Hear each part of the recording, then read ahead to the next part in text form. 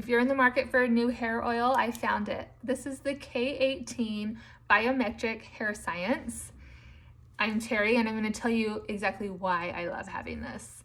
I have blonde hair, which tends to really, it's chemically treated, so it tends to be a little bit more dry. Also, it's very fine and very thin. Also, more reasons for it to be dry. I really like this hair product because it helps repair my ends. I've actually been using it now for about 3 months, and I've really liked the finish it gives and the hydration it gives.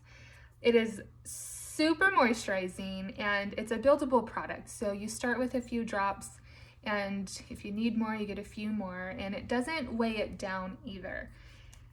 It's good for styling, so when it's wet, and it's good for finishing when it's dry. And it smells amazing, super lightweight. I absolutely love having it. It's not greasy, and it gives a good shine. It helps hydrate my ends, and it's a good hair oil. Oh, it really smells amazing. So if you're in the market, I'd highly recommend giving this K18 Biometric Hair Science Molecule Repair Hair Oil a chance.